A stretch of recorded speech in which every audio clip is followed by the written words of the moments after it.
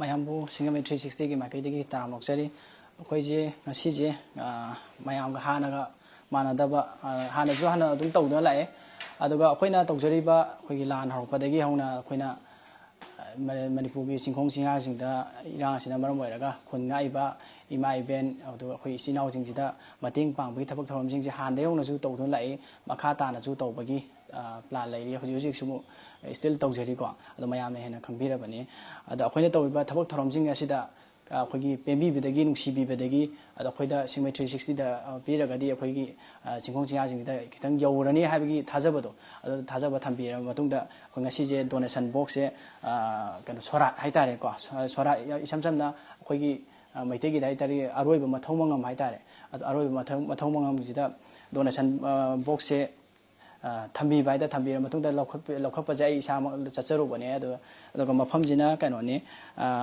Ulau tera makhong awang lakai thangjam mingwen panjarabada thangjam ibocha ki loina bi haitare loina bi thangjam indumukhi devi ki ngasi je aroiba mathau mangam sora ni ado akhoina si tasena haragadi sida sora kanu da mangani kana sora cha amadi akhoi gi aroiba mathau mangam sida paisa yamna taram daba si thoidokna khal laite haitare mayamna akhoi gi singkhong sia jing sida si blessing do ne bayam darka oije aduga yamba yam da admai to akhoi ngasi lokhacharo bane aduga ngasi jigi donation box da adum kaya tage adagi hana akhoi gi ngasi bukta donation box mai da khunga iba sinau jing da mating pang bai kano je mai donation box pikharpa je kungi mathakta kun maya da admai oire haitare oije akhoi yam transparency oina yamna clear oina paisa si tare si adagi si chakre khokre habagi kano duma update so hoi dum tawjabani ngasi ju dum tawjarakani ado hojik si donation box se kya tarage kholage je habet mayam da yengminara je oktoji ko da ado changelo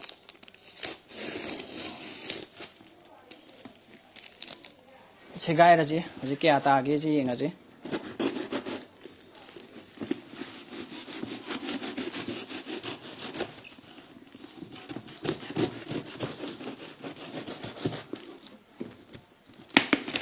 yamba yam da bagina ti ko hadi sumaina chanabi ma oina haudu kan to wi je mayam da blessing khungai bai sinau sing amadi imai ben jing da blessing du yamna maru di adu ne bako yam ta bata da bagi thidona natabi da kya taragi yenga je aduga update akhoi dum han de hona ju tawja duna lakpane yam transparency oina ko khona 100% adum mafam pham jing do yohon bagi thabak thorom jing je han de hona tawduna lai ko mayam ne khnara bane kya taragi yenga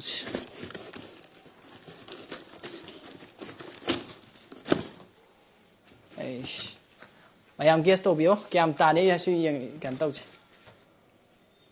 comment section da thambiramo kya tani je hana gi dumaina dum comment section da bakya sinagi paisa thi bayam chla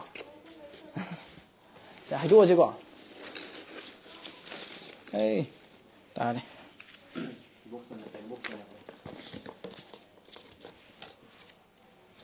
mayam kya tani habe guess to bio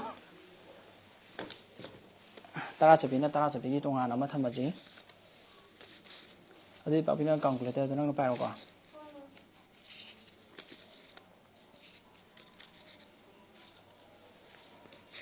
tara chabi tonga na ma thamaji yang khai chabi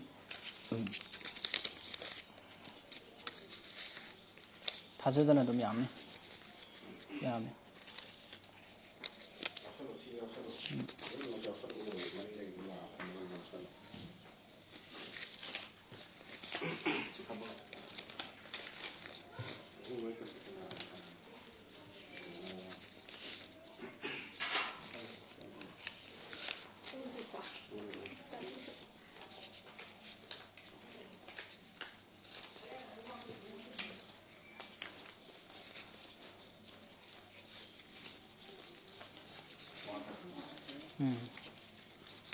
mayam guess to bio kya taram ga da ge je mamang di yam chumba lupa tara go chena da bi da hai bi yaw gi ni da ngasi di am da kya ta game ti yeng si da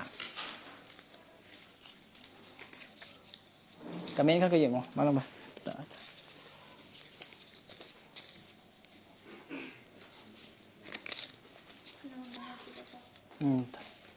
thật sự là em nhảm này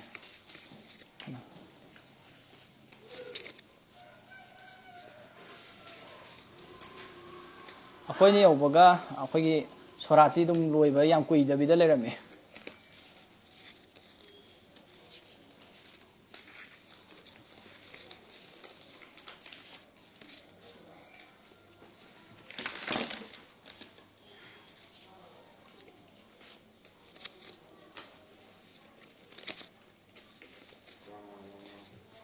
ima akwai gi thangjam indumukhi je akwai gi ngasi gi kanosidda haitare donation box kana tawbidana khunga iba akhoi pabung ima thangjam indumukhi gi loinaba haitare pabung ipuroiba thangjam ibocha mingwen panjarabada adai pabung sina smai toraga sijigi khunga ibsing da khitang doisu angamba blessing du gi wari ni ko yamba yamda bagi amagi wanate ado si tawbira bagi damakta pabung busu matam changna puchi nungchang leibo isanu amadi lai khrabi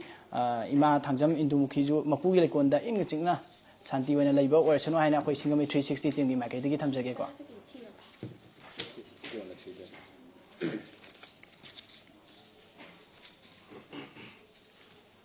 tarasa bi yam yam me mayam guest to bio kya ta ni am ting bio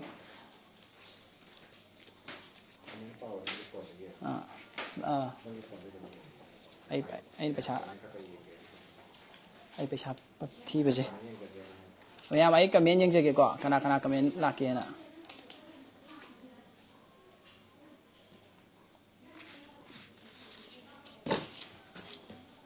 aduga mayam sumaina khungai ba imai ben akhoi sinau jingjida kano gi mating pangjage aduga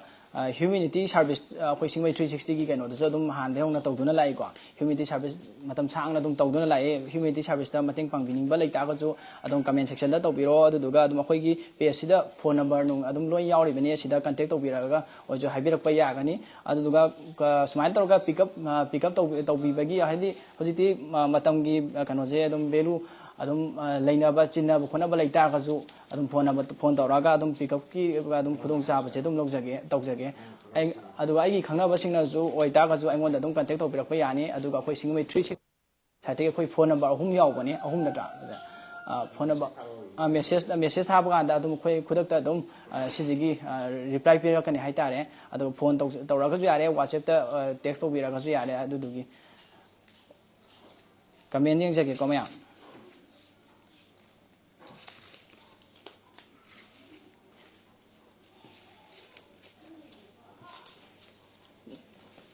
7K हाइरी alba Angom ना 7K हाइरी अदुगा Farhan सुल्तान 5K यौदो माले हाइरी अदो कनाना चपचाबी आदे pull-up कनो दि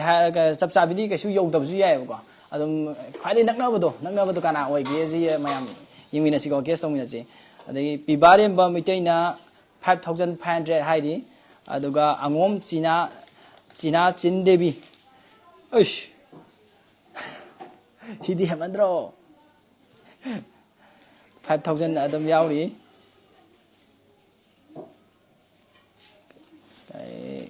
को comment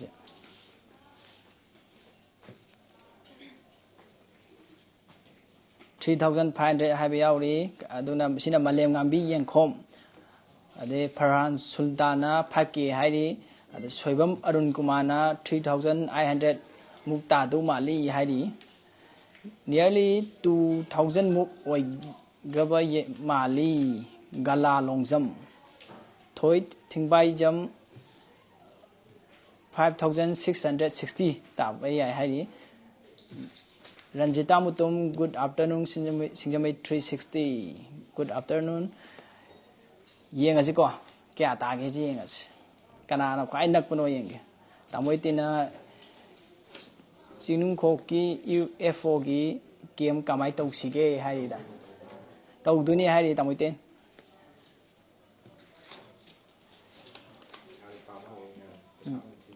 paisa masing mu thijage ko maya kameni yeng na dum paisa masing thijage sana manisna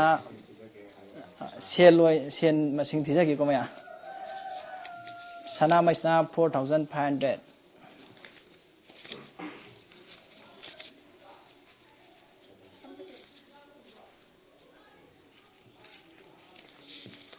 thajadana sumaina kan to ne je ngasai di kan to da me thajada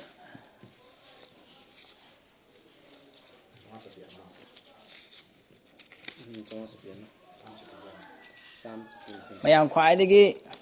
nak pa je sel oina ma khoi gi chap chabi na traga su ko aduga kitang nak pa wari bo lising manga haile khalaji ne ko lising manga tare khalaji ne lising manga daga kun kunthra ni phu bo haira ju khwai de nak pa do adu yeng ge ba khwai adu kana ne ta ki yeng si ko mayam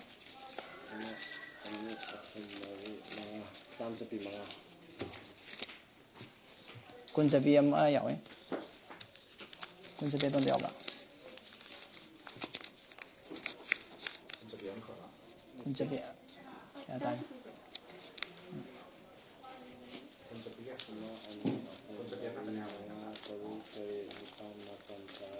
damilan elangbam 6k hairi 18 tamona tamo kamalna 6010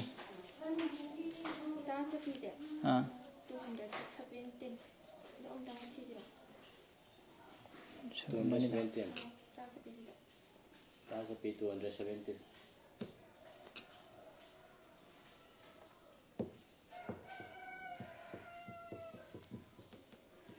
Set Miras 3500 something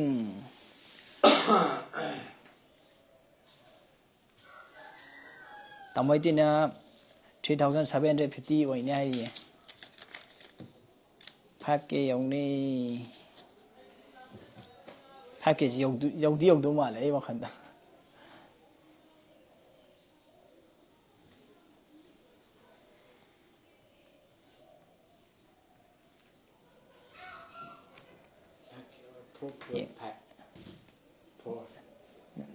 Four ga yeah ngasi how you nang di ade chora pa pe hero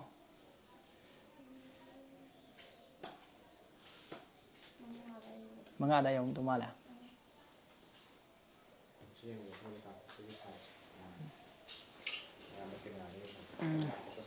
si parok luar ba na ta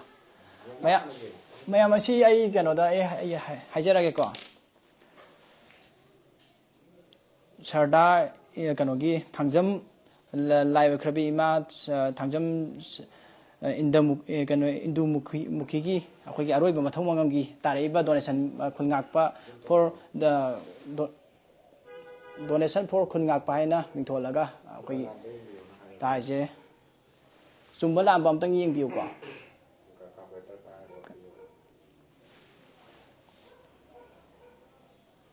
calculator da moi yeng jarake papi separo changwa chapi ama ko aduga punna tai je 4280 ne ko atho je ko changwa chapi ama aduga chani chapi ama aduga cham chapi manga dai yankhai chapi 10 ga mathoi kun chapi 10 ga nipan 10 chapi chani ga 10 ga 8 amuka na jo hajara ke ko changwa chapi ama aduga mayamna khoina sida pariba calculator holi sida mayamna nga sai dagi hobadagi loi bo yeng biraga di ko adum comment section da thambiramo chumbra lambra akhoi soiba leida ga dum haibiro ko changwa chapi ama tamna dum haige ko chani chapi ama sam chapi manga aduga yankhai chapi 10 mathoi kun chapi 10 ga nipan 10 chapi chani ga 10 ga 8 punna total amount da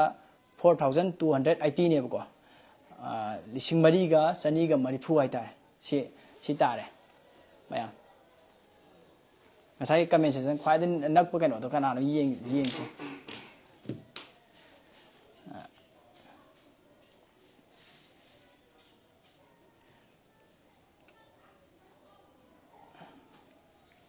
4280 yenge ko kana no khwai na keng je ngasi ji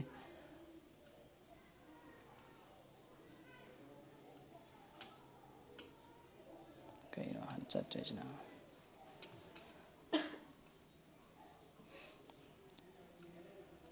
ꯀꯩꯅꯣꯅꯦ 4280ꯅꯦꯕ ꯑꯩ ꯀꯅꯥꯅ ꯈ꯭ꯋꯥꯏ ꯅꯛꯀꯦꯡꯒꯦ 5.5 ꯑꯍꯨꯝ ꯆꯥꯝꯃꯉꯥ ꯁꯤꯗꯤ ꯌꯥꯗ꯭ꯔꯦ ꯁꯤꯗꯤ 6K ꯃꯥꯜꯂꯤ ꯁꯅꯥꯊꯣꯏ 5K